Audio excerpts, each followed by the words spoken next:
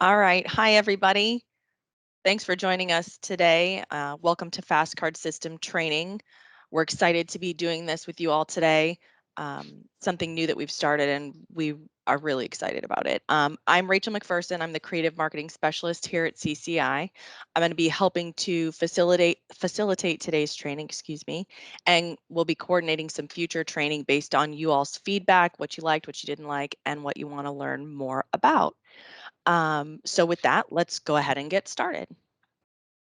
Just a quick note about Teams. If you've never participated in a Teams meeting, due to the number of people that are attending today, we've turned everybody's cameras and mics off.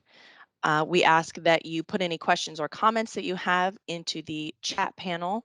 So you can click the little chat icon bubble there in the top right of your window. It'll open the chat panel off to the right side, and you can put any comments, questions, anything like that off to the side. We'll do a Q&A at the end, so place all your questions there. Also throughout the training, you'll see some links to separate documents or policies. You can jot those down if you'd like, but you don't have to, because we're going to be sending you a copy of the slide deck with some other advanced training links as well. And with that, I'm going to hand it off to Andrew, and he's going to get us started. All right, thank you, Rachel. Hi, everyone. My name is Andrew Cool. I am the CCI Traveling Supervisor. I've been with the company for about 8 years now, and in that time, I have assisted with well over 200 installations and system setups. I have traveled all over the country and probably have spoken to a couple of you that are in here today, and I'm very excited to talk to you today. This is going to be the first of many training seminars we're going to have in the coming year regarding the CCI card systems. So with that, I'm going to turn it over to Steve. Well, thanks, Andrew. Hello, everybody. Welcome.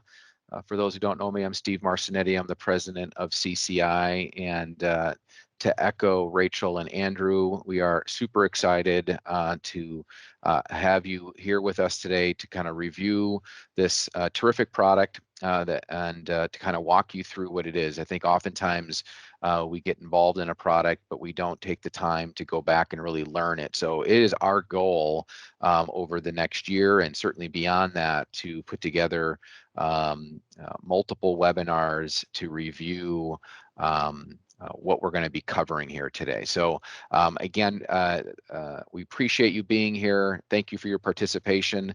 I'm going to hand it back over to Andrew to get us started. You're muted, Andrew. Sorry. We're going to talk about our CCI support. We're known for our industry-leading technical support, and we're there when you need us. Our technical support is available during normal business hours, which is 8 a.m. to 7 p.m. Monday through Saturday. We do have after-hour support available for emergencies. We also do offer email inquiries. So there is a turnaround time of 24 hours for each email inquiry. And if your issue is not an emergency, we usually recommend that this is the preferred method. We also do offer with our support a callback feature. So if you call into the support line, the system will tell you how many people are ahead of you, and you have the option of having the system call you back when a tech is available, which is a great feature. A couple of our options for connecting with support. You can call us directly. We also do have a support email. You can see them on the screen here. We do have a website that has a form that you can fill out directly that will get you to a support technician as well. And we do offer full instruction manual online for all of your products. If you're going to contact us directly, we want to make sure that you have your account number available. This account number is usually a 4-digit number preceded by an F. So it would be like F1234. Okay, with that out of the way, let's talk about what we're going to be discussing here today. We're going to be talking about accessing your system, pricing of your machines, the user setups, so that would be your employees and yourself, the system monitoring function for the FasCard system. We're going to talk about reporting, operations, your loyalty users, which would be your customers, and also customizing your settings for your customers. Please remember that today the today is the basics of your system, of learning about your system. We not cover all of the website in detail. If we don't cover an item of importance to you today, we will be having more seminars, as we spoke about earlier, that will focus on each function in more detail. So please keep your eyes peeled on your email for those invitations. Future seminars will also be based on your feedback today. So let us know how we're doing, and we'll make sure to take care of that for you. Steve, I'm going to hand it over to you for the demo portion of the seminar. Terrific. Thanks, Andrew. Yes, so we're going to dive in now and start to review the system. And the first thing that you all should have is access to your own system. And if you haven't, then we need to figure that out sooner than later. So if you do not have credentials to log into your admin portal, you can get those by emailing the support team, as Andrew indicated earlier. If you have received credentials for this, but you don't remember your password, we do have this forgotten password link that operates like many others, where you'll be given some options to recover a lost password. If you have any trouble accessing this system remotely, we want you to get into us as soon as you can so we can rectify that for you. So I am going to go ahead and share my screen, and let's get started.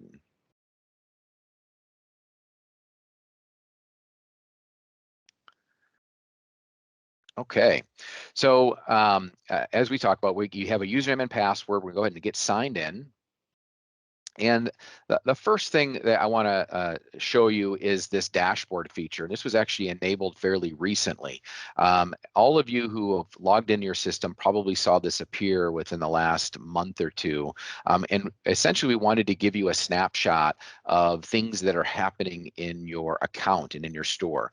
And so we've decided to post some important charting information on here just to give you that kind of snapshot of important data.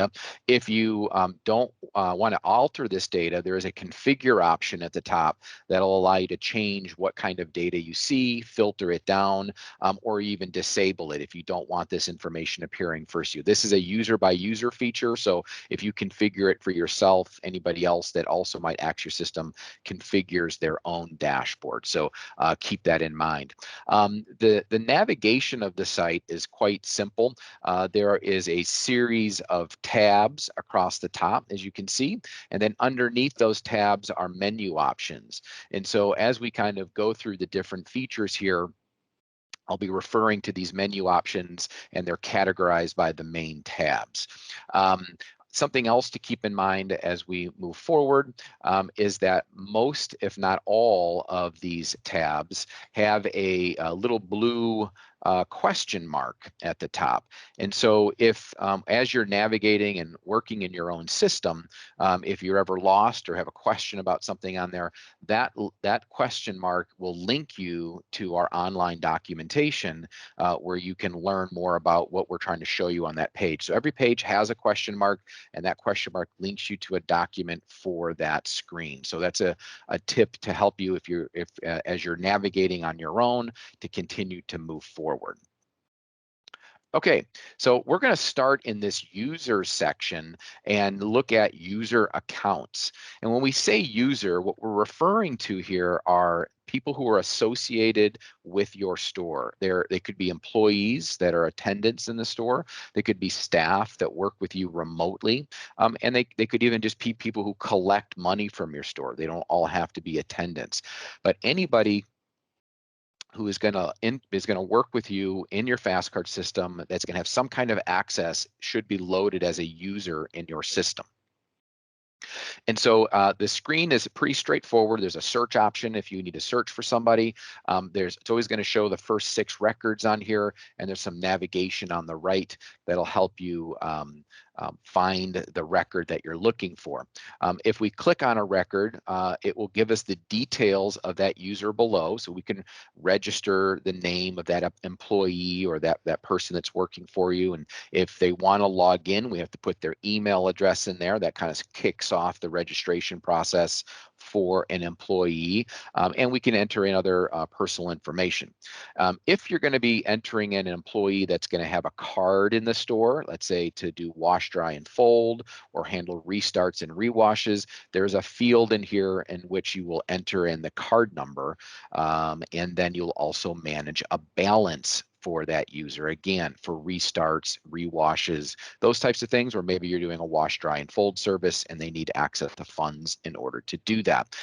There are a number of features in here or settings in here that will allow you to do things like make them schedulable. Many people don't realize that we have a work schedule feature that we're going to cover in a moment here. But if you want this employee to be schedulable, you have to enable that. If you want them to require clock in, again, if you want them to be forced to clock in before they can use the balance on their card, then you want to enable that clock in required option, and it will force them to clock in first. Clock ins are done right at the card reader, any card reader in the store. They swipe their employee card, and then they push clock in on the reader, and then they repeat that process when they're leaving the store to clock out.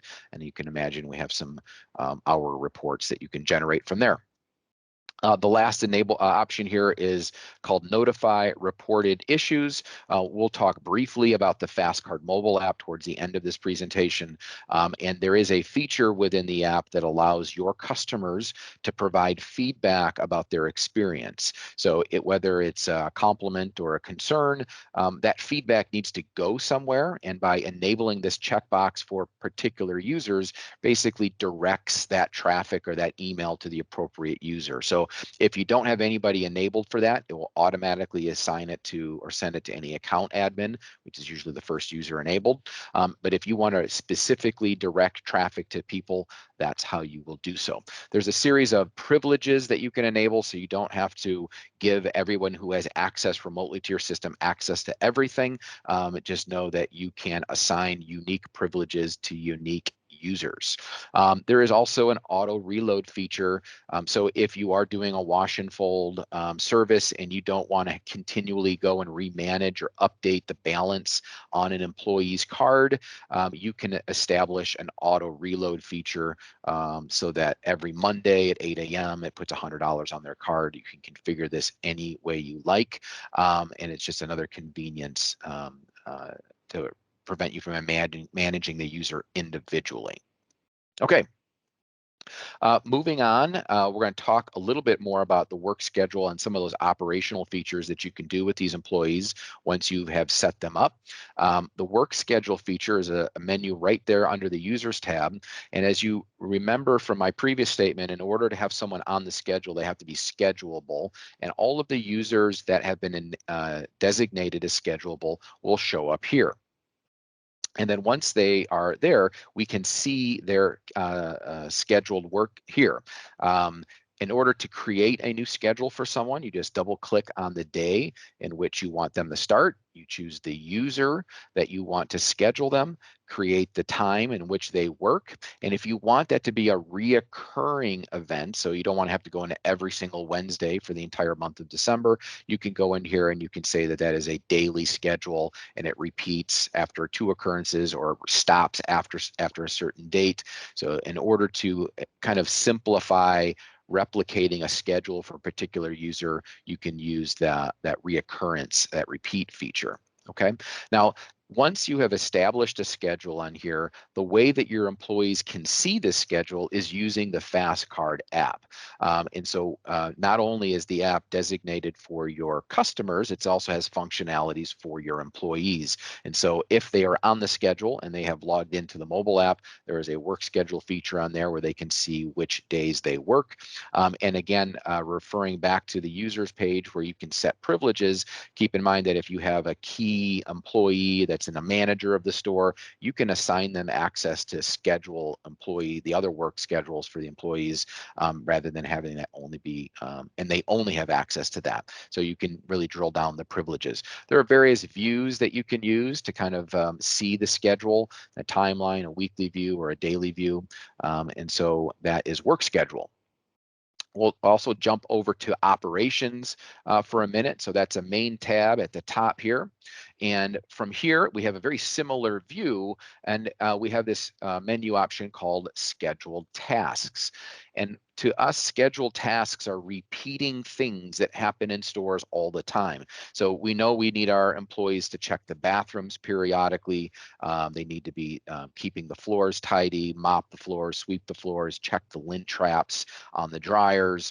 We may have them wash the windows every Wednesday. And all of these tasks are repeating. And so what we've designed is essentially a task scheduling feature where you can add those tasks in here. And just like schedules, you double click on the day and you add the feature or the task that you want them to complete.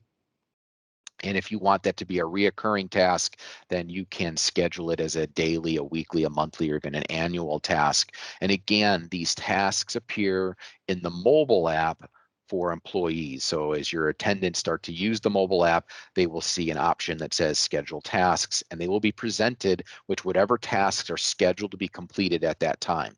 And further, as they complete those tasks in the mobile app, they'll be able to mark those options off.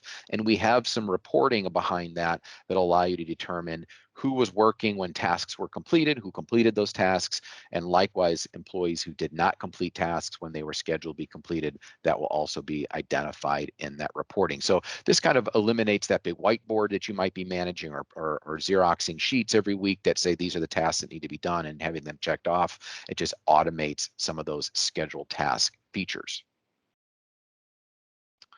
All right.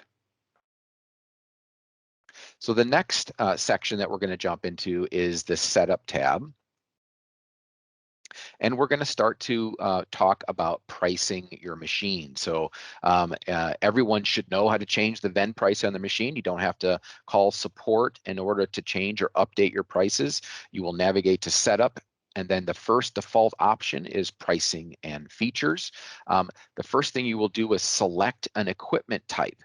Okay, an equipment type to the system is more or less the size of the machine. So we generally have so many 20-pound machines and 30-pound machines, whatever weight designations that you have.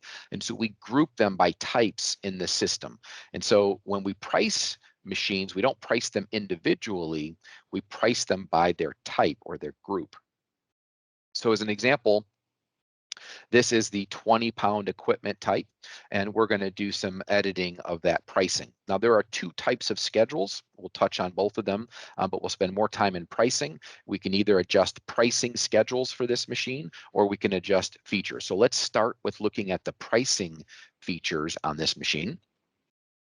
And you'll see that it returns the default schedule for this machine. So this happens to be a machine that supports what we call multi-vend setup. A lot of modern machines these days allow you to vend a machine more for hot, less for cold, upcharge for certain upgrades. In this example, there's an extra wash, an extra rinse option that's available that you can charge more for if you want.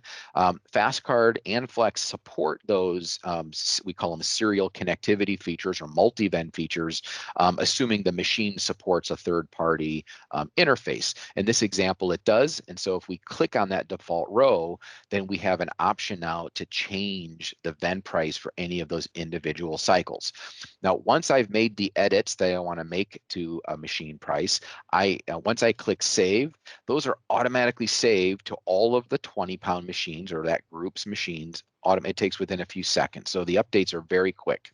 And so you can make those changes when you need to. What's interesting about the scheduling feature here is something we call time of day pricing.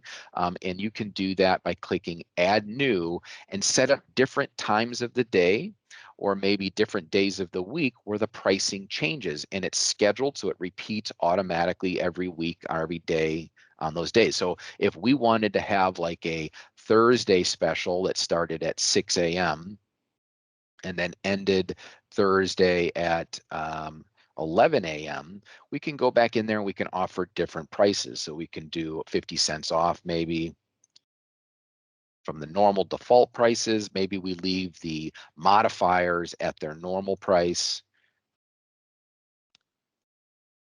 Save that, you'll see that there's a new row, a new record added, so that every week, Thursday between 6 a.m. and 11 a.m., the 20-pound washers will adjust to this new schedule. After 11 a.m., the pricing will default back to the default pricing, and we'll go that. Keep in mind that we're pricing the machines by type. So if we really wanted to have a 50 cents off pricing special for this store, we need to go into each of the equipment types and repeat that same schedule so that all the machines do so. And which means it gives you the flexibility that you don't have to change the prices on all the machines. So if you wanted to just directly market, 10 cent, 50 cents off on your 80-pound washers on Thursdays, you can do so. And you can imagine there's a lot of creativity that you can employ to really leverage this time of day feature for very specific things. Okay. If you don't want this schedule anymore, you can just delete it and it will drop out. And again, you can configure this by equipment type. There are no limit to how many schedules that you want to create. So if you want to have a morning price, an afternoon price, and an evening price, you by all means can do so. Okay, so that is the pricing features, pretty straightforward. I mentioned that there is another schedule type, and that is called features. And features are, there's a couple of different things we can do with this. We're going to cover only one of them because many of them are actually referring to some of the loyalty programs that we're going to go into a deeper dive in another webinar. But one of the things that I do want to show you is that you can schedule a feature called Machine Start Allowed. Okay, and what that means is that by default, you want your machines to be started all the time or be available to be started at any time. But you may want to not allow a machine to be started for various reasons. And one particular that's common would be if you have a last wash. So if your store is not 24 hours and your last wash is at 8 p.m., you can schedule the machines to stop accepting payment at 8 p.m. And you can do it by equipment type so that your washers might stop at 8 p.m., but your dryers continue to accept payment, let's say, until 10 p.m. And again, it works very similar to the pricing. We hit add new. We choose the timing. So let's say Mondays at 8 p.m. And then that ends on Tuesday at 6 a.m. Let's say if that's when the store opens, we are going to disallow machine starts. So when I save that, we have 8 a.m. Monday, 8 a.m. to Tuesday, 6 a.m. Machines are no longer available. Once 6 a.m. comes around, it's going to fall back to the default schedule, and now machines can be started again. So again, that might help you limit some overtime if you have customers sneaking in at 9:45, and now the attendant's kind of stuck there waiting for that person to get their clothes out of the washer. So that's a unique feature, and because it's so flexible, you can adjust it if your closing time isn't the same every day, you've got the flexibility on a 7-day schedule to do so. Okay, something that you should already be aware of that I didn't mention previously on the pricing is that when you change the vend price of a machine, that changes all of the vend prices on that machine. So if you're accepting coin, it'll change the coin. If you're coin and card, it'll change coin and card pricing. If you're accepting mobile, all of the pricing options or vend options on the machine are adjusted when FasCard adjusts the price. Okay, so that is the pricing and features tab, and we'll move on. The next section that we're going to take a look at is our system monitoring capabilities. And so we're going to jump over to the system tab. And the default menu option is system maintenance, but it's really a monitoring tab. And what this is doing is it's giving us a live view of the card readers in the location. So, and everyone in this who has a system understands that FasCard is made up of different pieces of hardware. There is we call it a satellite or a SAP. It's a central access point that's centrally mounted in the store that acts as like a router. And then all of the card readers and the kiosks that might be in the store are wirelessly connected to that. And this screen allows us to view the activity and the status of all the satellites and all of the connected card readers. So the satellites are listed here in this middle section, and then all of the card readers are listed below. As you scroll through here, we can also see the current status of all of those card readers. So in this example, this 75-pound washer is currently idle. That means that nobody's using it. It's just sitting there waiting for someone to start it. If we scroll down here, we can see here machine number 12 is a 20-pounder. It is running. It'll actually tell us the last time the machine started. It'll tell us when the machine is estimated to be finished, as well as some other technical information that we might leverage if we are supporting you in some way, as far as wireless signals and that type of thing. All of these rows and records for equipment can be clicked, and if we click them, that will give us a historical view of the activity of that device. So every time that reader went from idle to running, it will show us each one of those and how long it lasted in that state. It'll tell us if that card reader ever went to an offline state, and it is not uncommon. You can see that this one went offline on the 14th for 43 seconds. That is not unusual. These are wireless devices. They do jump on and off the wireless channel occasionally. But again, we record every instance of it. So if we happen to be working with you from a support perspective, we might leverage this if you're having connectivity issues with a device. So that is the machine status history. You can also view a similar history on the satellite itself. So that's that really key central access point. If we click on that, it will also give us the online, offline status for that access point. So we can see here that this satellite has been connected for 4 days straight, but we can see there have been other instances historically where it has fallen off for short periods of time. And really a satellite can fall off for a number of reasons. One could be power. You could just lose hardware and it just powers down. And the other one is because your internet service may have failed. And so we identify them uniquely. So when you see the little cloud icon, that's an indication that we just didn't see the internet. So the internet may have dropped for some amount of time. Yeah, there's a little loop here that indicates that we noticed that the hardware had reset. So that could be someone manually had reset it, or you had lost power and then power was restored. So all of those instances are identified in this history. The other thing that we track in here is when you may have failed over to your backup. And so for those of you who are not aware, we offer a cellular backup service that will basically ensure that your system stays online all the time. So we really don't want to see your system go offline. And so if you have an area where the internet is not reliable, or you just don't want to take a chance of your system falling offline, we have a cellular backup. It's a small device that we install in our store, and then we have a service agreement through Verizon where anytime that your internet we detect your internet has failed, it will fail over automatically to the cellular. It's a $15 a month backup fee, so if that's something you're interested in, please reach out to us and we'll be happy to get you set up with cellular backup. So this is the satellite history, and a good way to identify kind of some of the historical health of your system. The next piece that we're going to take a look at is an alerting feature, and I think this is an underutilized feature for you. So at the top, again, we're still in the System tab. We're going to jump over to this Alerts menu at the top. And what we're seeing here first is a blank screen, which is actually a good thing, but because it means there are no active alerts in this account. It means the system's not trying to tell us anything that's going on. If it was trying to tell us something, there would be a list of those alerts here, and we can actually snooze them or silence them if we're aware of the issue, so it doesn't keep sending us email notifications. But we want to take a look at what those alerts look like, so we can click this alert, configure alerts button in the upper right hand corner, and we can see there are a number of alerts that are scheduled here.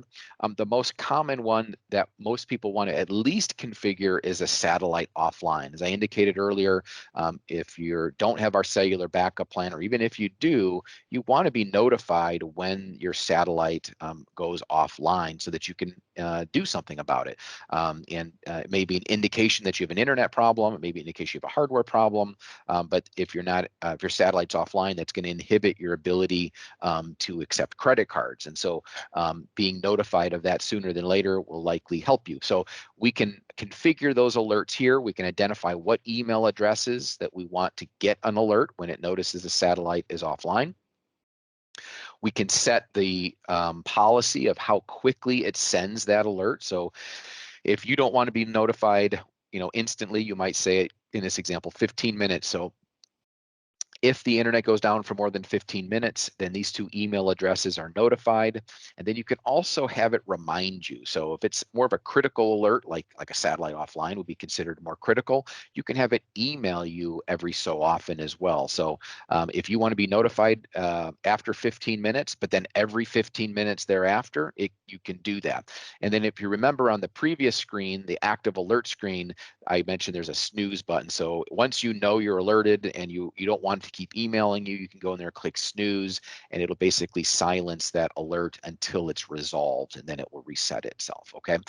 Most of these alerts also have a default kind of follow-up email that they'll send. So it will automatically send you a follow-up email when the satellite comes back online to just let you know that that everything is restored. So again, if you have not configured yourself a satellite offline alert, I highly recommend you go ahead and do that. That is not the only alert available to you. There are a number of alerts in which you can configure. You can configure things associated with your coins and your bills. So we can let you know when your coin boxes or your stackers in your kiosks are nearing capacity. In order for that feature to work, you do have to make sure that you're executing our collection procedure, which we are going to review towards the end of this presentation. But if you are doing that, then we know how many coins are in every machine and every kiosk and every bill in every kiosk. And so when they're nearing capacity, we can send you or somebody in your organization a notice so they can get out there and handle that. We can also enable a collection notification so that if you're not collecting your own store, it can automatically email you when someone collects the machines. So that collection procedure, which we'll talk about again in a little bit, can trigger an event to let you know that so much money has been pulled from this machine, or it's been collected and this is how much money was in there. And it can summarize those emails too. So you won't get, if you have 50 machines, you're not going to get 50 emails. You'll get one email with all 50 machines listed, including your kiosks, and it'll have the sum of all of those collected totals. So that's something that if you're using a third-party collector or an employee to collect, or even if you're just going on vacation and you want to know when your store is being collected while you're gone, that's not a bad one to set up. And then we have a couple of alerts that are can alert you of your connectivity status. So separately from your satellite offline, we can identify when your backup is failing. So we do periodically check your backup connection to make sure that it's working. And if you fail over to your backup, we want to let you know you're on your backup. So even though your satellite isn't offline, but you should know that your satellite is now running on your backup, we want you to know that. The backup plan allows you to run on the cellular service for so many hours before it charges you kind of a premium price. So although your store is running great on cellular, you may want to still go there and figure out why your primary internet is not functioning right. The primary uplink will indicate that we have failed over to the backup, and the backup uplink will indicate that we've tested your backup and it's not working correctly. So we just want to pre-warn you that there may be something going on before you need to use it. So if you are using our cellular backup feature, again, highly recommend you go in and configure both the primary uplink and the backup uplink alerts to indicate when you to give you more visibility of what's going on there. Okay. The next section that we're going to jump into is we're going to start to talk about loyalty users. And so when I start saying the word loyalty users or loyalty accounts, what I'm referring to are your customers. So all of your customers have an account with your store, and so they are all going to be listed under this loyalty accounts menu here. And again, we're just going to show the first 6 records in no particular order, and you'll notice that there aren't a lot of names and addresses and that sort of thing here. those only get populated if your customers are registering with you. And there are 3 ways in which a customer can register.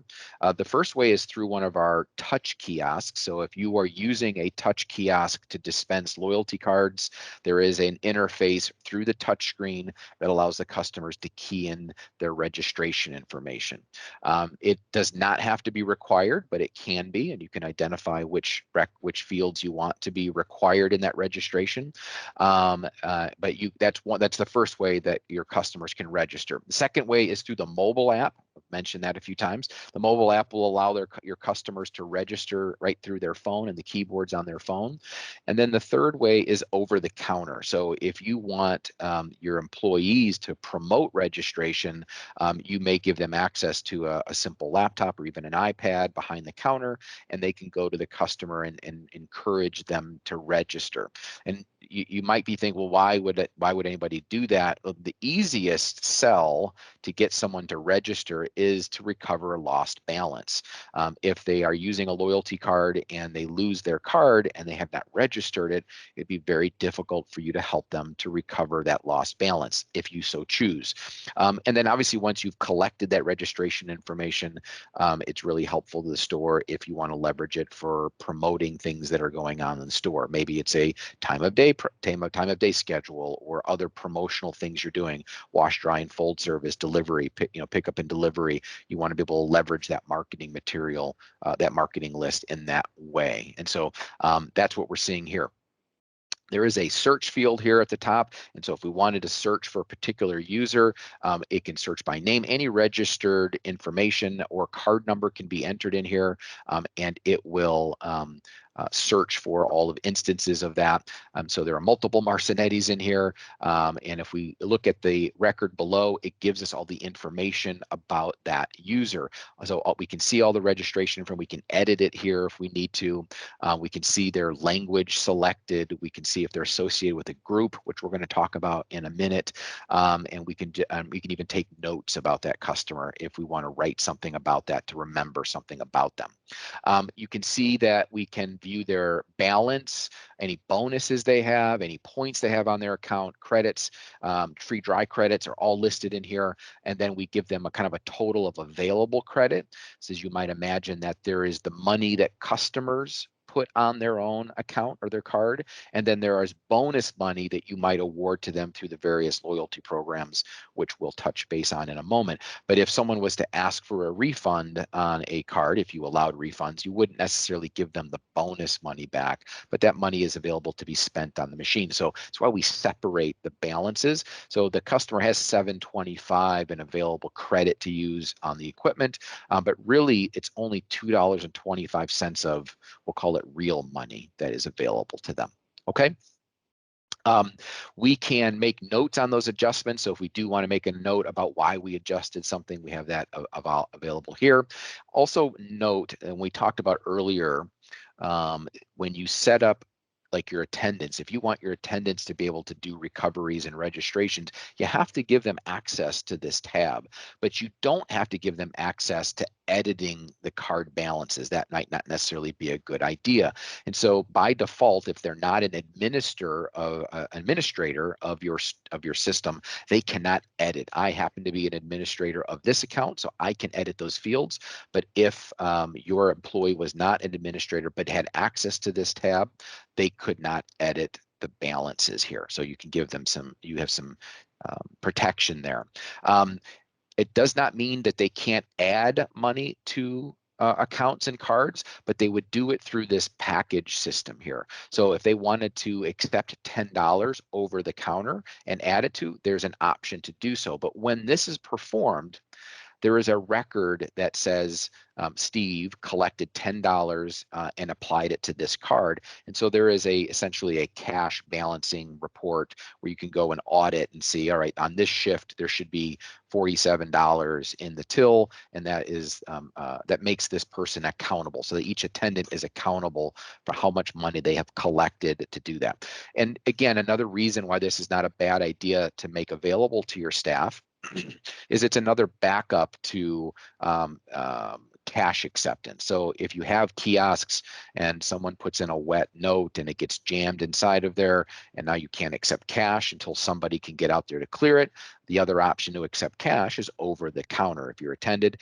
this would be the way your employees will add value to it. And if you have multiple locations, it's no problem. It'll automatically try to detect what location you're at, but you can also change the location and so that the drawer is balanced by the appropriate location. Okay. You can also view the activity of any card in your system. So any employee, any retail customer, you can view their purchase history, their machine activity, when they were in the store, which locations they're at, are all visible and searchable through the view activity button. Okay. There is also a listing or a grouping of all of the cards that they have associated with their account. You may or may not be aware that an account in FasCard supports multiple cards. So similar to maybe a husband and wife that share a bank account, they both have debit cards for the same account, and they are independent of each other, but they both access the same resource. FasCard works the same way. This account has $7.25 on it that can be accessed by any one of these 4 physical loyalty cards. And so if you have a family and the mom and the dad and the siblings all have cards, they could all be accessing the same account if you so choose. It also facilitates easier recovering of cards. So someone might come in and say, you know, I can't find my card, but I know I have it somewhere. Can I get another card? Absolutely. If you choose to support that kind of business function, you can add another card for them right here. And now they have 2 cards accessing the same balance. If they come back to you later and say, I lost my card, you can go in and delete that card. So anybody who finds that card can no longer access the credit on that card. All of that card management is also available on the mobile app. And again, we won't spend a lot of time on that at this presentation, but we will in future ones. So the customers can also self-manage the cards on their account. Okay. If there are any coupons that have been applied to this account, they will be listed here, and we'll talk about coupons in a second. And there is also an auto reload feature here for retail customers, but it's important to note this isn't the kind of auto reload that goes back to their credit card each month and adds $10 and transfers $10.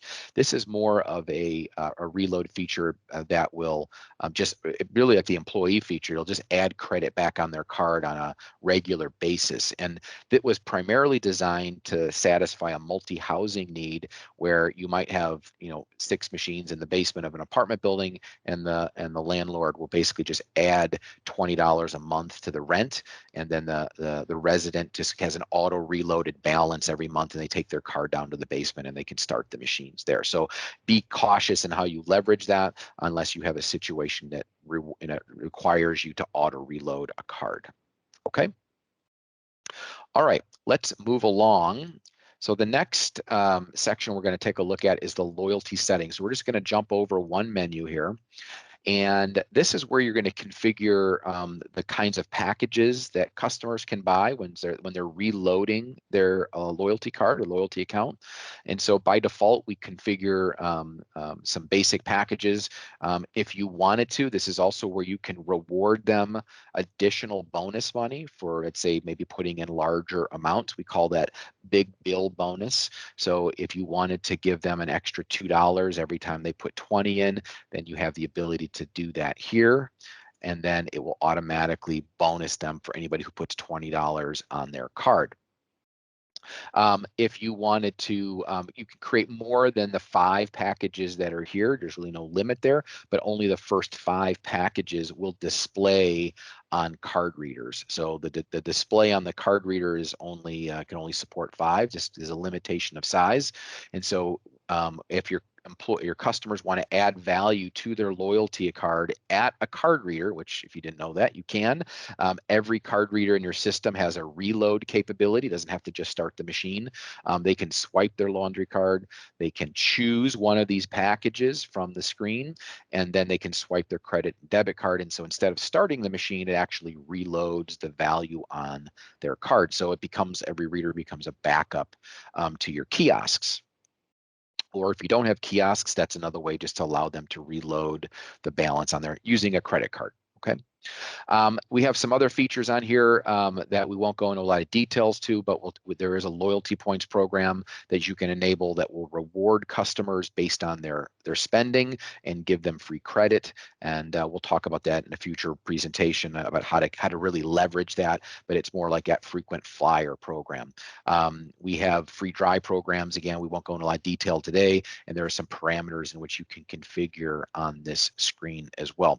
The only other thing that I'll talk about here is the bonus redemption rate. So if you are issuing customers bonuses, so if you're giving bonus dollars, let's say for this big bill bonus or these package system, you can decide how the customer can use that bonus. If you want them to be able to spend the bonus first before they get to their real money, then you can set bonus redemption rate to 100%, which means 100% of the machine's vend price can come out of bonus. If you set it to 0, then that means that they have to spend all of their money before they can access the bonus money on their card. And then if you set it to 50-50, that just means that up to 50% of the machine's vend price can come from bonus, and then the other half will come out of it. So there's different reasons why you might configure this one way or the other, but that's an important figure to realize if you were curious about how they spend that bonus money.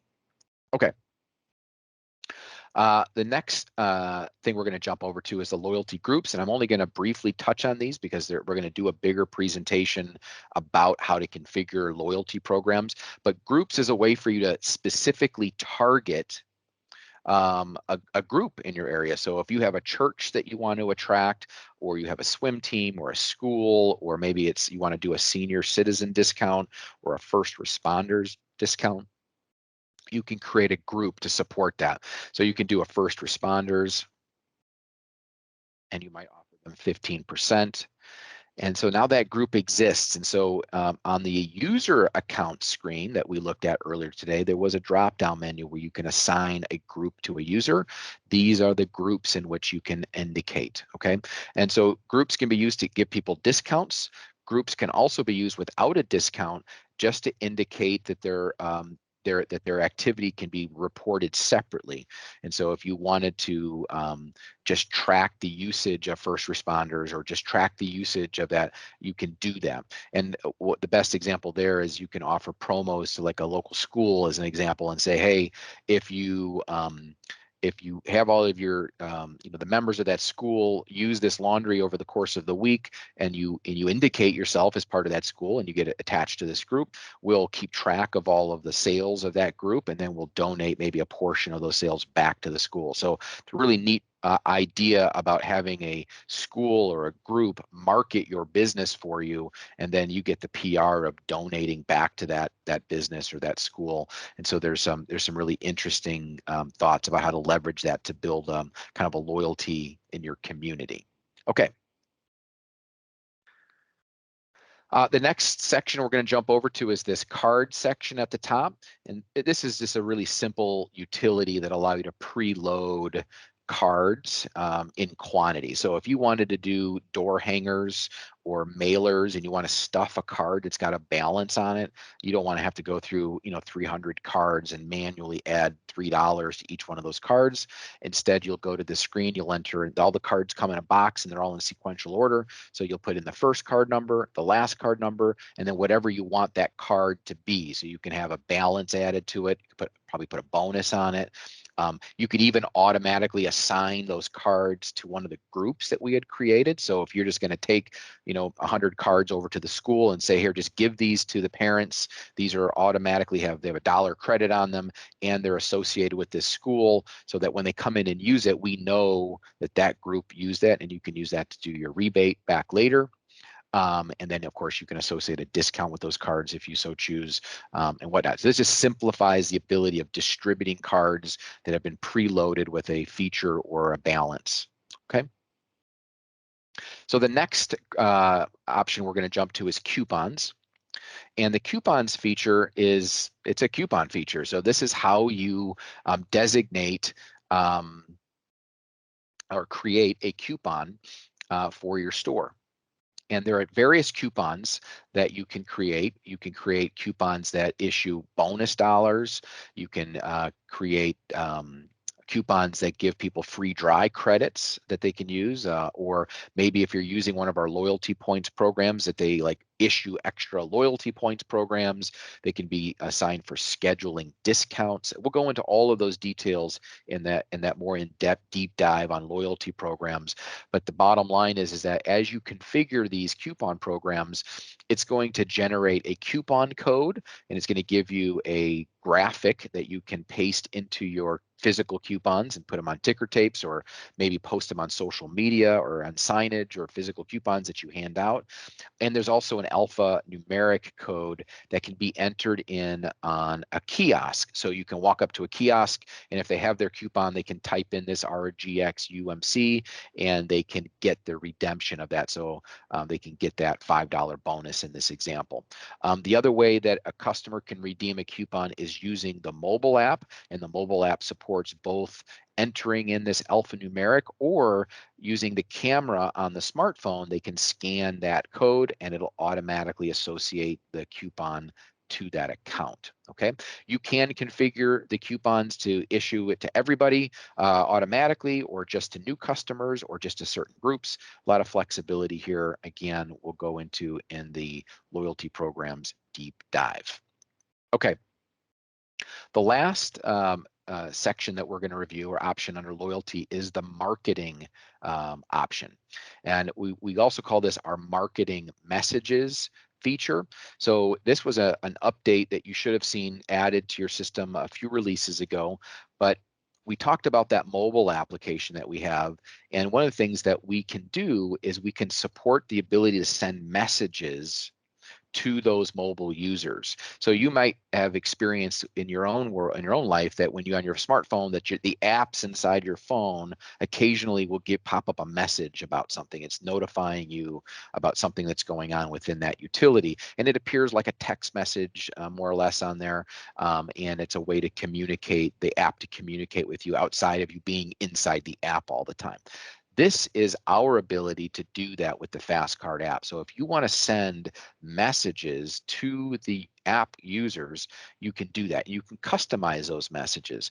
So what we're presented with is a list of mobile users. So this is only going to show us people who have registered with the mobile app, and a bunch of information about them. So how much credit they have, the last time they visited, when their account was created. And so we can filter the list of users that we want to talk to. So if we only want to talk to people who have more than $20 on their card, then we can create one that says, anybody with more than, $20 on their card, and we can filter that out. And then once we have the filter, we can select all of the records that are attached to that filter, or we can individually choose the record that we want to send the message. You can even send a message to just one person if you want to.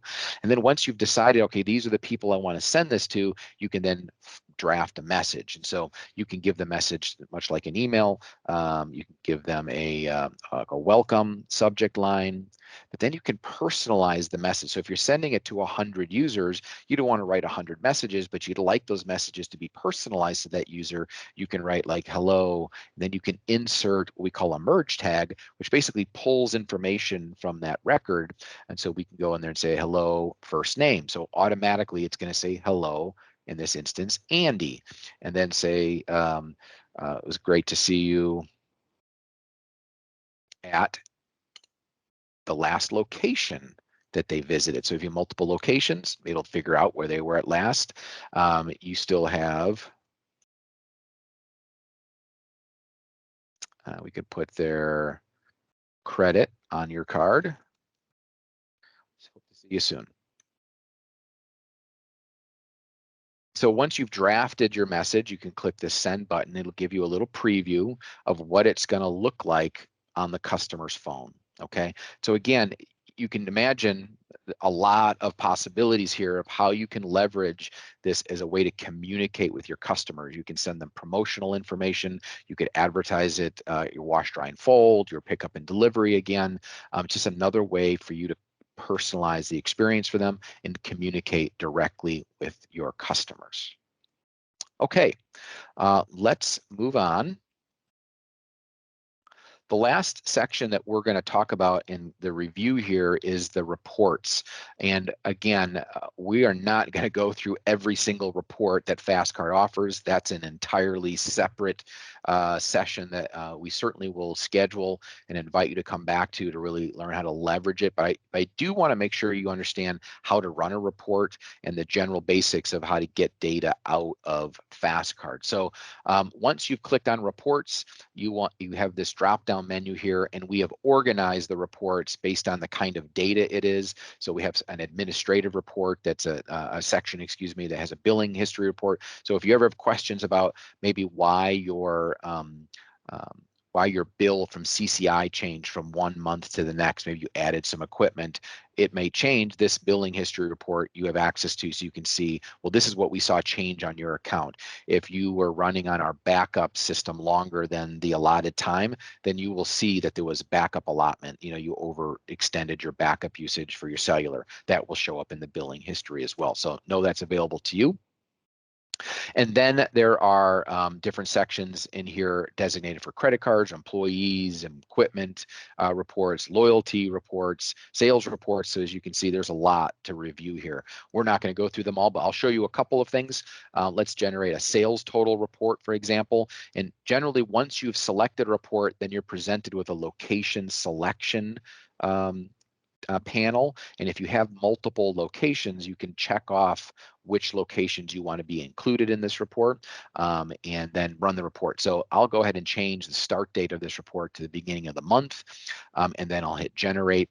We'll give it a moment to pull this data out of the system, and then it's going to present us with this nice report below that indicates information about the usage. So it's got all the equipment types that we have configured here on the left. It has how many starts we've seen of those equipment types in that time frame, and the percentage of usage, type of payment usage. So coin versus credit card versus loyalty balance. What I like about this report is that when I always scroll to the bottom of it, I'll try to get out of the way, but you can see the total here on the right, but you can also see the percentage overall of how many of your customers are using coin versus credit card directly at the machine. How many of them are using loyalty cards, and how many of them are using they're using a loyalty balance versus their bonus balance. And then of course you've got employees using their cards as well. So it gives you a great breakdown of it. So I look at this and I say this store has 5% direct credit card start and 74% loyalty card start. So, to me, this store is, 79% card. And it means that a very small percentage of the users are paying by coin. It's important to note, at least in this report, that the credit card sales is not the overall credit card sales. It's just what they're using to start machines. It's likely that this loyalty card balance in this store has kiosks that a high percentage of those use it of the add value transactions we're adding value with a credit card. So this is just giving us how are people starting the machine? What are they using to start the machine? Okay, another report, we'll just go through these kind of quickly because you all can log into your system and kind of play with these reports, is a sales comparison report. And there are a handful of reports that generate some charts. And so this is one of them. But before we generate, I want to point out this section below called common reports. And so what these are common configurations of this report. So there's different configurations and you may not totally know what to set it at. How do I configure this to get anything reasonable? So we wanted to make it easy for you. So we created this common report section that just preloads what we think are common details. So if I just want to look at the last 4 days, I just click that button and it'll auto-populate with data for the last 4 days. And then you can see below that it's given us a bunch of charting information. And I'm like, oh, this is great, but you know what? I don't want it to include bonus money, and I don't want it to include employee starts. And then you can hit generate again. And so again, using those common report features at the bottom, those filters allow you to kind of get started into the report, and then you can go and further change the filters to meet your needs. And so now we're looking at this data without those filters, without all the details of those filters. Okay. One more before we go, there's a sales interval report. It's kind of interesting. And again, I'll use another common report just to quickly generate the data. And in this example, we're looking at sales by day broken down by payment option. And again, you can imagine how you can filter this any which way that suits your needs. You can eliminate mobile sales if you only want to look at coin, and you can really see sales by day. But you can also further do it by hour, by week, by month. So a lot of flexibility here. All right. The last thing is, and as you can imagine, and I can, if that there is a lot of data available in these reports, but if for some reason there is some piece of data that we are just not delivering to you in one of the canned reports, first I'd suggest you email us so that maybe we can get that added in a future release. But if you would, if you're somebody that really works well in Excel and you really are good at generating your own reports, there is an export feature here right next to that reports menu, and we allow you full access to all the transactional data within your account. And so using these filters here, you can extract the raw data from the system for your account, and then you could pull that into, let's say, an Excel worksheet, and you can do your own analysis of that data or reporting that way. So, so that is the reporting feature. That kind of wraps up the demo portion of the admin site. And so at this point, I'm going to ask Andrew to jump in and start to talk to us and show you how you collect your system. So we talked earlier about you need to do the collection procedure in order for the collection notifications to work, for the reporting to work correctly in that. So Andrew, why don't you take it from here and show us how to do that? Okay, thanks, Steve. That was a great run through, and I hope everybody got some great information from that. Let me go ahead and share my screen here. Here we go. Okay, so let's talk about collections. Why are collections important? Well, for one, you want to be able to audit your coins and cash that you have coming into your system. When you do a collection on the system will actually go through, pull up all of the information about how many coins you've received, how much cash you've received. It will give you all that information. If you're just pulling the cash from the machine and just depositing it, you're not going to have any idea of the exact amounts that should be there.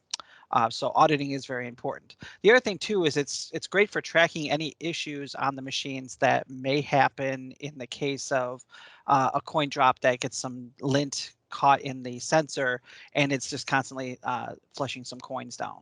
So it's very important to make sure that if you are having issues with any kind of coin drops, that you do a collection on a regular basis to make sure that these issues are not happening. The frequency in which you want to collect the coins from your machines and from your kiosk is whatever is comfortable for you. Most owners usually collect every week, and some will collect when the vaults are full. And just like Steve said, with the alert system, when the vault is full, you can go collect. That's a really nice feature because then you don't have to keep going in every week or every other day to collect. You can be more laid back about how you collect your coins, which is great. One thing of note is our system has no idea that you took that money out of those machines. So if you go and you pull all your coins out of the machine or you pull the cash out of the kiosk, our system doesn't know that you did that because we're not connected directly to the coin box or the cash box in the kiosk. So it's very important that you do these collections on a regular basis and you let our system know that you're doing these collections because like I said, we have no idea that you did that. One of the things that the collection process accounts for is any money that is removed from the machines or the kiosks. It makes for easier tracking on who's doing the collections and how much they're removing from those machines.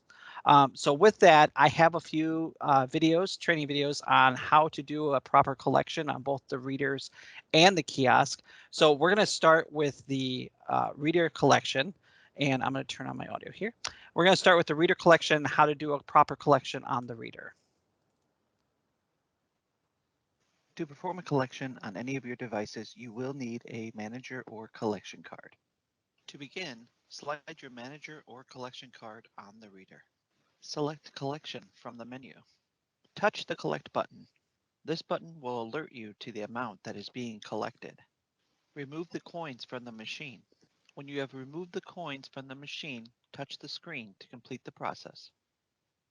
And one thing of note too is all of our videos, whether they be training on how to do this, as well as other functions of the system, we do have videos on our YouTube channel with the Card Concepts moniker on there.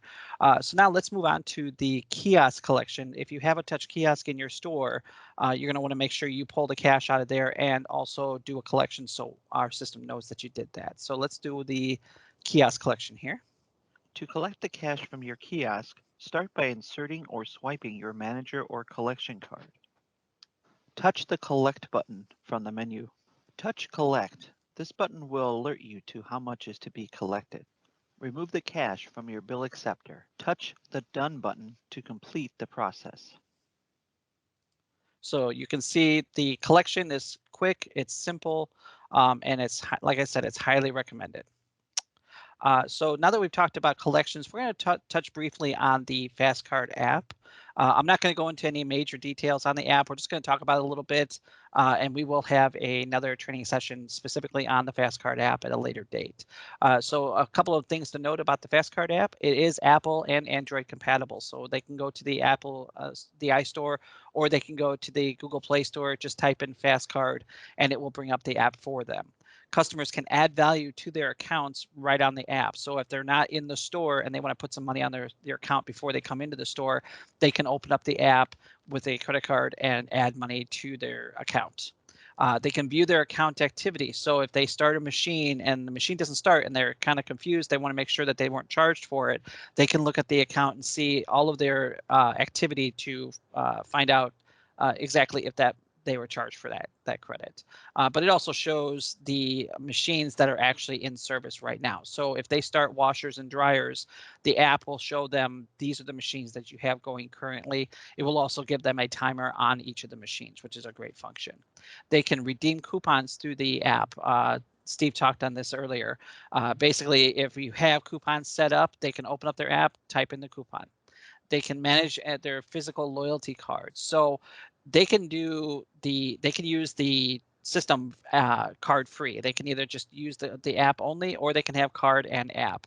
What this function does is it makes it so they can put their cards on their account so that if they forget their cards at home, they can actually just use the app to start the machine, and vice versa. If they forgot their phone at home, if they have a card, they can just swipe the card and it will use the same exact account. They can view machines that are running in the system. So if before they come down to your laundromat, they can sign onto the app and they can look at all of your machines in your laundromat and say, okay, these machines are running. And it will also give them timing on all those machines as they're running. And what they can do is they can say, well, I see all the machines are taken. I'll wait a few minutes, or I know when I can go down there now. So it'll save them from having to come down to your laundromat and just sit there and wait for a machine to become available. They will receive notifications when their cycles are complete. So they will get a notification at the top of their phone, similar to how Steve talked about the marketing notifications that you send out through the system. They will receive these notifications at the top of their phone when their machine is close to being done. It usually tells them your machine has 2 minutes left on its cycle. And then finally, they can also start the machines with their phone. They can either walk up to the machine, scan the QR code on the reader, or they can go into the app, choose the machine and hit start, and it will send a start signal to the machine, provided they have the amount in their account. And then they can start the machines through the app. So you can see the app. I highly recommend having all your customers use the app as much as possible. It's a great function and a great feature that you can use with your system. One last thing for me is, well, I wanted to talk a little bit about the store signage that we offer.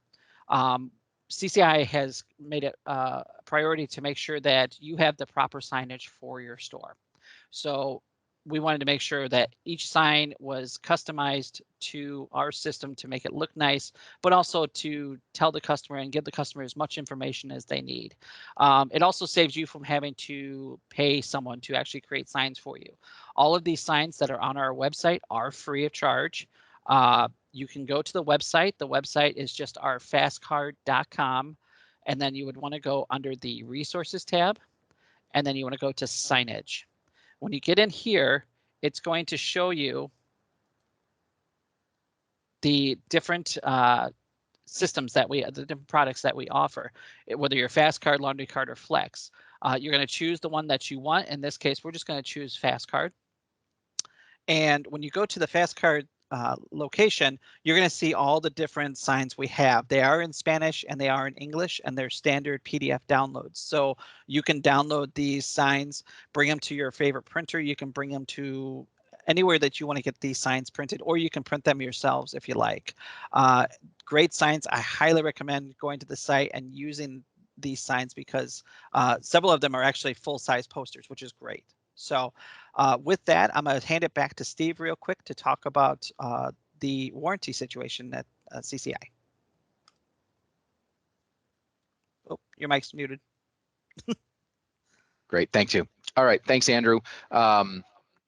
So you'll advance the slide. Thank you. There's a echo, Andrew. I don't know if your mic's open. Thank you. I do want to touch briefly on the warranty because I want to make sure that, we certainly don't expect issues to occur, but if they do occur, we want to make sure there's a process that's easy for you to get those things resolved. And so we have worked pretty hard to make sure that there's a process that is as painless as possible for you. You have two options if your system is under warranty in order to get a replacement part. The first thing is to there's something called an ARR, an advanced replacement request, and that could be done through any one of our tech support agents. So if you're working with our support team and they find that you need something replaced, a piece of hardware, they can initiate that part to be shipped directly from you with authorization from you. So what you will expect is an email to come from them that allows you to fill out a quick form that's got some credit card information required. You do need a secure payment for the advanced shipped item, but then as long as that item is returned, you will be able to you won't be charged for that item. So it's a way to get parts shipped right away directly through our support team, and then assuming there'll be a return label in there to return the items that have failed, and we can just process that. If you don't want to provide credit card information up front, there is a second option, which is to work with your local distributor, and assuming you have terms account with them, you can place an order for a replacement part through them and then process just a traditional RMA request to return the failed item once you have replaced the part.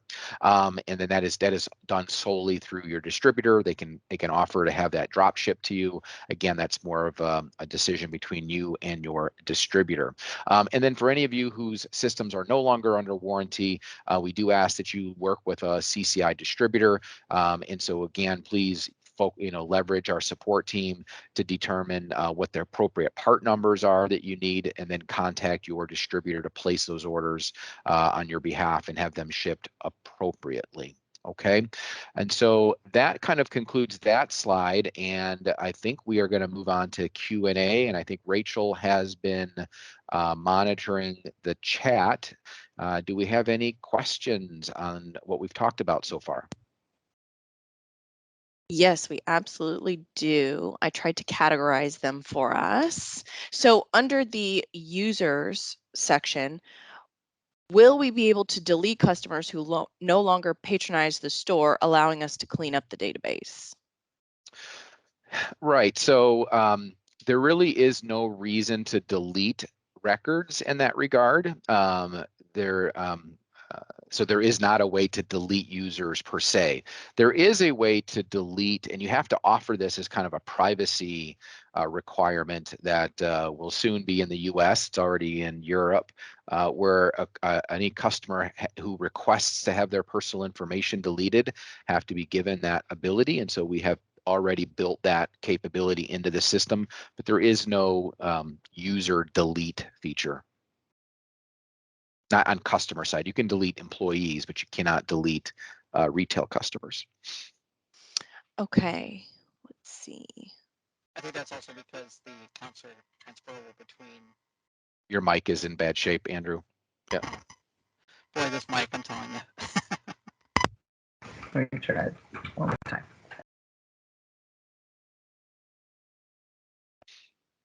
How does that sound? Yep, Much you're back. better. Okay, so what I was saying is I think it's also because the customers can use their accounts through multiple locations. So you really can't delete them. So Okay. What's the next question? All right. Under pricing and features, if doing time of day pricing through FasCard, do we need to adjust the pricing on the machine, i.e. Speed Queen Touch Insights? Okay, so that's a good question. It's also a very specific question. So, so the time of day pricing feature works on machines in which the manufacturer allows us, meaning CCI, to set the prices on the machine.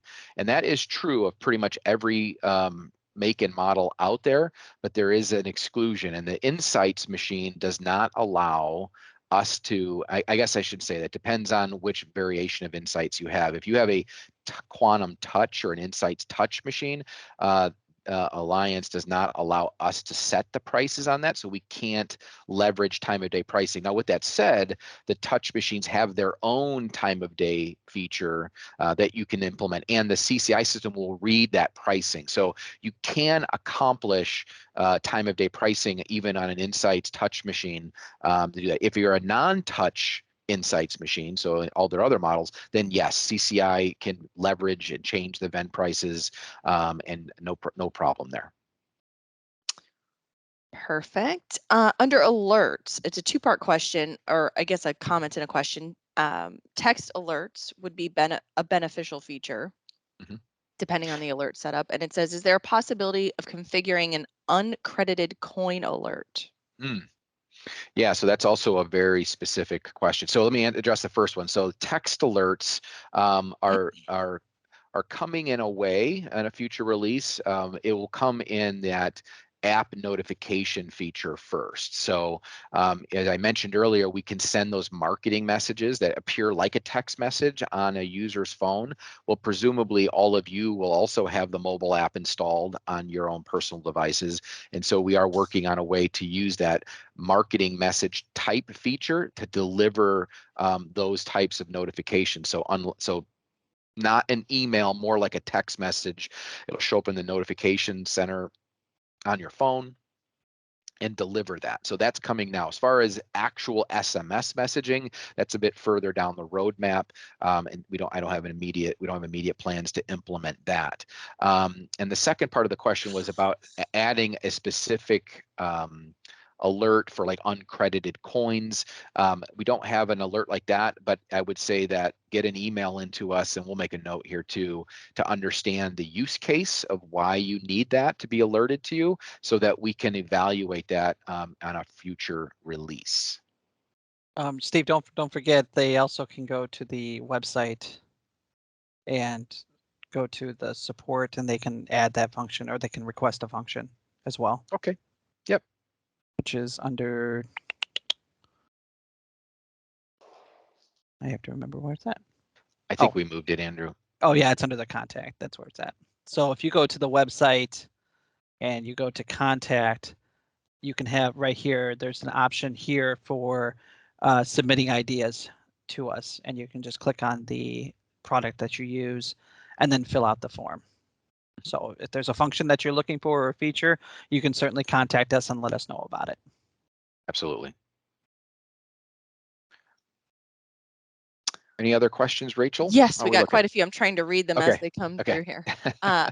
For reports, a couple of questions. How can we tell if debit or credit cards are being used to load loyalty cards? Sure.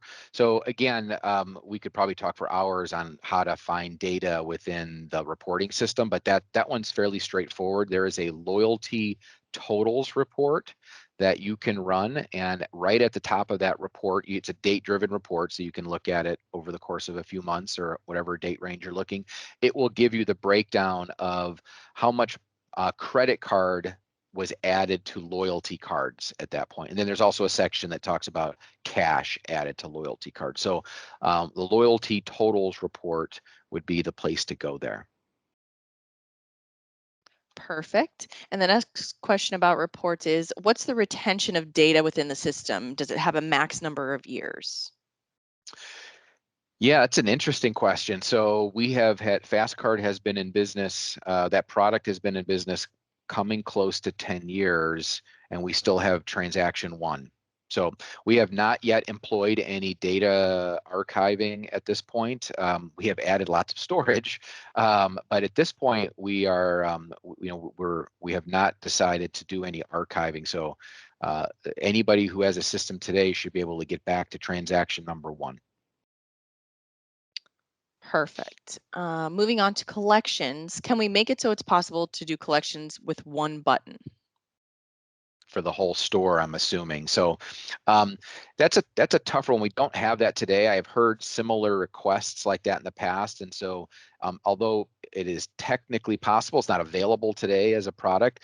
It is not, and the reason why I've been a little resistant in bringing that in is that opens up opportunities for collections not to match, because if you hit a collection button and it takes you 25 minutes to get through the store to pull all the coin, it could be that someone has inserted money into a kiosk or someone has inserted money into a machine in the time from when you started the collection to the time, push the button towards the end, or even vice versa for that matter. So so it can cause some disparities in the reporting that comes from that. So if you have specific suggestions on how to manage that, I'd encourage you to email us or fill out the form that Andrew showed, so we can understand how to do that. I understand that might be I understand why that might be a little more convenient. Keep in mind, if you looked at that video that Andrew showed, the collection procedure takes, I would say, literally 2 seconds to perform. So you swipe, you touch the screen literally 3 times, and then you pull the money, and it's over. So we're hoping that the process is so simple that it wouldn't over impact, and you have the most accurate collection data. And like I said, I've had owners where they just went down a line of machines, pulled all the vaults, dumped the coins, and then went down the line and swiped the cards and hit collect on Sure. all of them while they're standing there. Sure. It's the next question on collections is, can the collections be done through the website or the mobile app? Yeah, that's kind of the same question, is that can you execute like a single collection elsewhere? You could execute the collection through the mobile app, but you would still do it machine by machine. So I don't think that's probably what the intention of that question was. But yeah, today, if you want to collect a store, if you have 40 machines, you have to run the card 40 times, in each machine once, and then run the collection there. Yeah, we just want to make sure you're in front of the machine when you pull those coins. Right. All right. And now we have some free floating questions. Is there a way to have the free start function just do rinse and spin instead of a full cycle? So so that and I think I understand somewhat of the ask there. Some of that has to do with the manufacturer of the machine. There are some machines have very specific features that not all other machines have. And so really what we need to do is look at the make and model of that machine and determine if there's anything we can do. You might be able to set a 0 price cycle, but some machines don't like that. So it's a very nuanced question. I wish I could give a more direct answer other than reach out to us with the make and model and the specific ask, and then we can talk probably offline about what's possible and what's not. And if it's not possible, we can look and seeing if there's an improvement that can be added to do something like that. There are a lot of rinse and spin questions recently, but just with COVID and people wanting the option to rinse a machine out before they use it, and they don't always want to charge for it. In some instances, they do want to charge for it. So I would ask maybe to have that question maybe directed to us on a one-on-one basis, and we can kind of talk through it. Cool. Is Tap to Pay or Apple Pay working on the F2 readers? It is. There are some requirements on the back end that you have to enable in order to turn that feature on. And so we have, if you're not already on the right gateway, we have multiple gateways that we support, but not all of them support that contactless feature. With that said, the contactless feature that's on the system now is using a particular method that isn't support, believe it or not, is not supported on every device. And I mean every smart device. Apple Pay is not just Apple Pay. There are actually multiple ways to accept that. So if you're having trouble periodically, that may be different than if it's not working period at all. So again, if you have not tried it or you don't know if it's working, reach out to us and we'll make sure that all of the back end pieces are in place in order for that to work. And for those who don't, if this is an exclusive feature to the F2 card reader, so if you have F1 readers, that's not an option that's available to you. Okay. Next question is, if you disable the machines at last load time, will the machine still accept quarters? Yeah, so if you are taking coin, it will take the quarters, but it's going to eat them.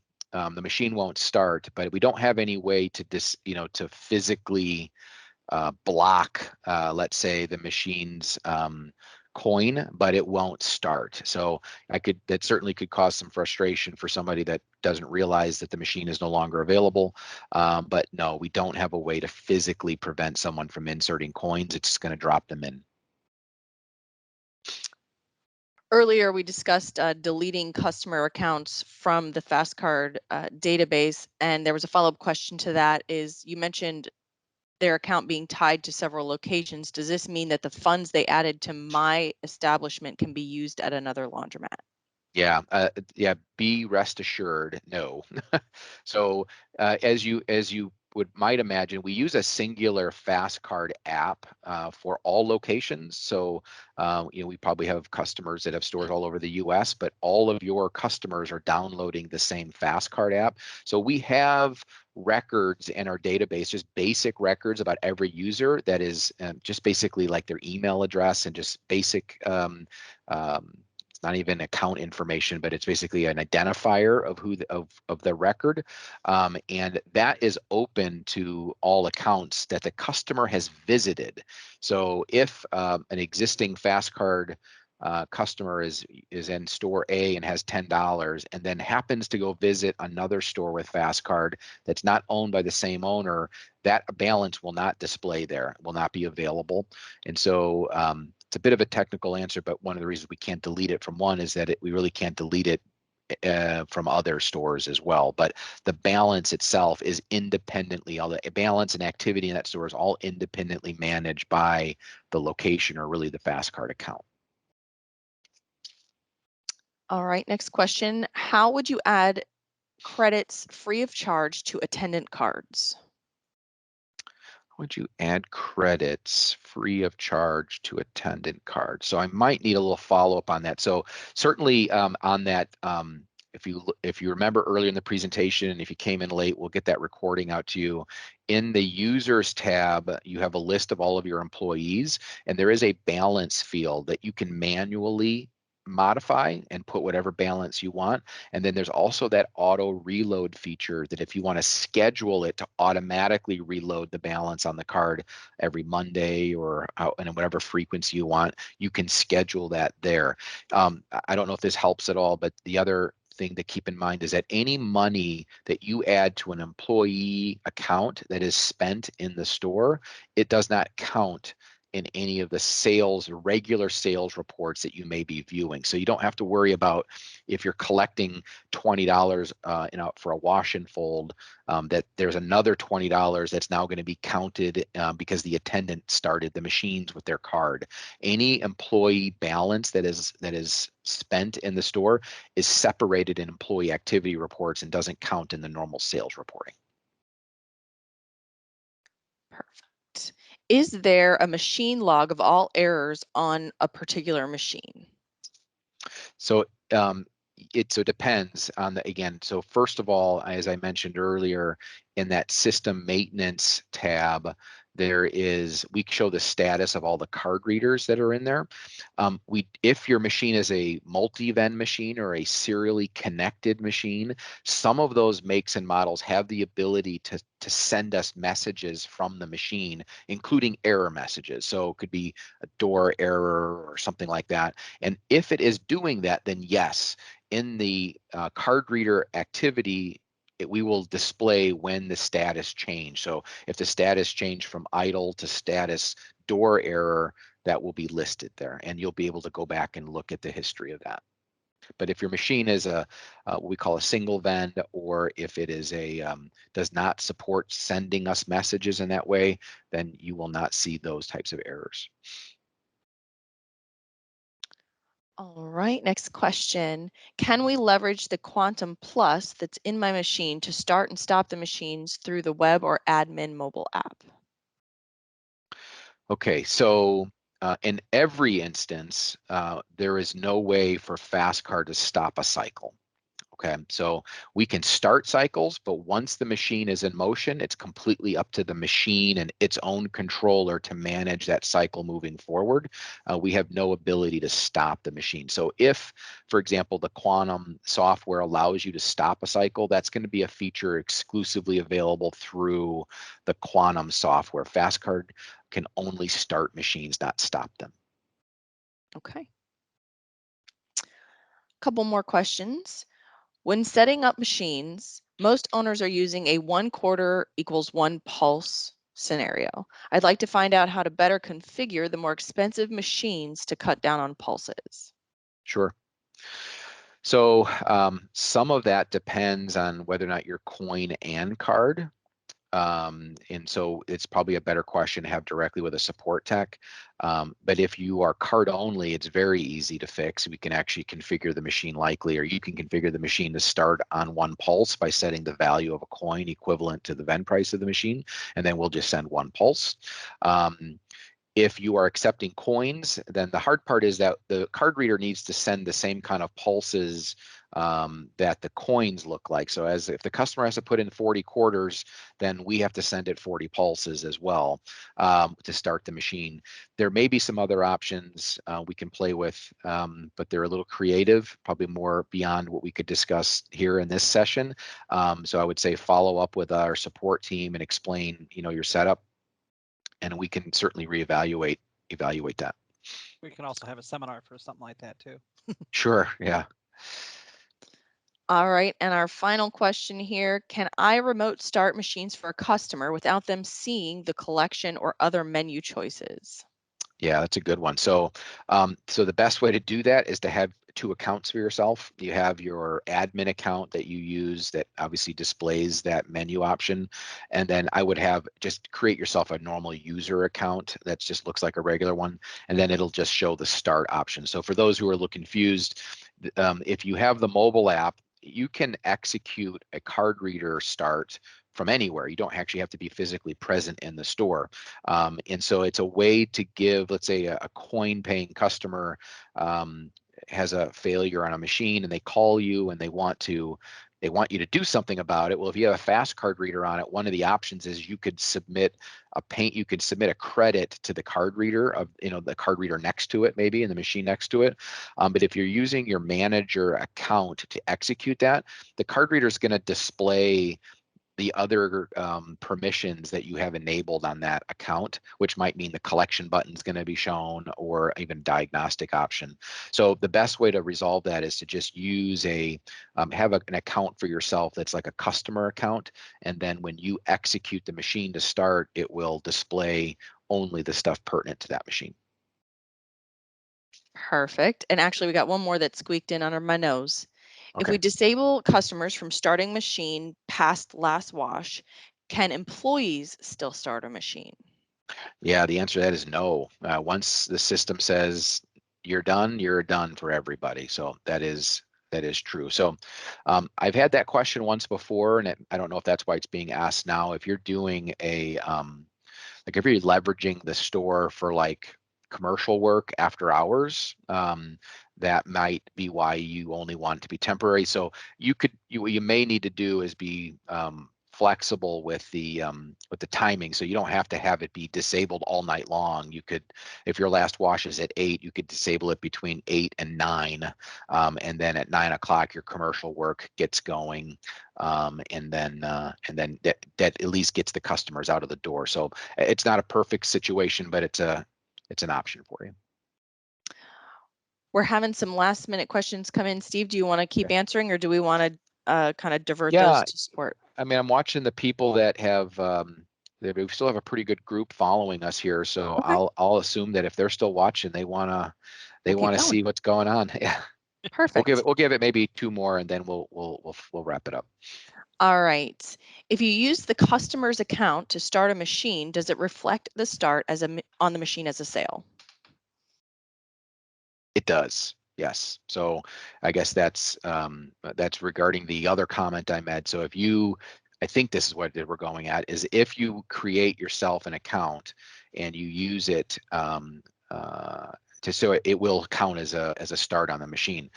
You can enable that account with just bonus money so that it's not real value. So if you're concerned about how it displays in your reporting, I would say that that kind of bogus account that you're using to start for machines, use bonus money. Don't put real money in that account, and that'll easily allow you to separate real sales from that. Because you'll see it as a bonus start.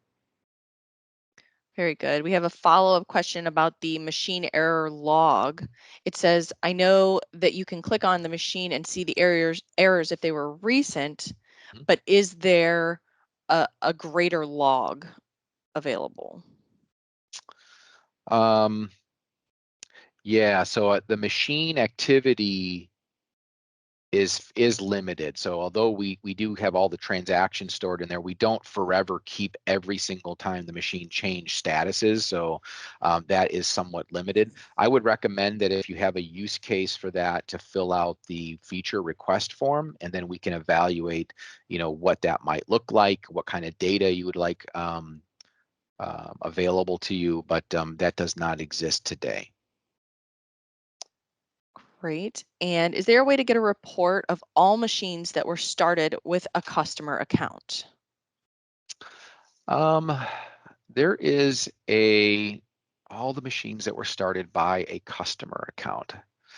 So there's a activity button available under every customer that will show you every machine number they've started.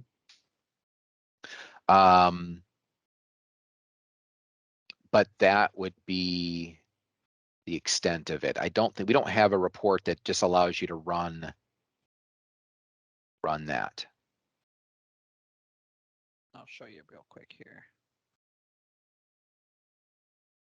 Come on. It's going to be, I would not do that, Andrew, but yeah, it's going to take a while. Yeah, let's just move on to the next question. But if you have a specific, again, I would say if you have a report like that that doesn't exist and you'd like to see it there, just get it into us so that we can figure out a way to present the data in a way that's meaningful to you. But today, the only way to get a list of machines that a specific customer started is to look at that customer's activity. Okay. And then I think the last is just a little more commentary on and maybe some error reporting, which is something that you can definitely provide in the survey as feedback, and that you can definitely send in to us that we can kind of add to our list of topics to be looking over. Let's see, when issuing a refund to a customer card, should the refund funds be added in the bonus section or another area as to not trigger an additional sale? Yeah, I would absolutely leverage that bonus field for refunds. I think that's your best bet. And that's what I would do. In my own personal store, that's what I would do. All right, I think that kind of ends our series of questions here. So we'll go ahead and close the Q&A portion. And again, if you guys have additional questions, you can share those with us in the survey or email them into support. And then we'll go to the last slide here. All right, so thank you all so much for joining us today. Again, it was a pleasure to have you, and I think that this is a great utility for you all and for us. And we'll be having some future events, future trainings, different topics. So please be on the lookout for that follow-up email with the link to the survey so you can share what you want to learn. And it'll also have a recording of today's session, a copy of the slide deck, again, with some advanced training links for step-by-step instructions. If you need to get in touch with us, again, see the slide on how to contact our support team, and we'll be reaching out to you all in email for future training sessions. Awesome. Thank you, everybody. It was great to present to you today. Appreciate it. Everyone have a wonderful day and a great holiday. Thank you. So long. Thank you. Bye-bye. Thanks.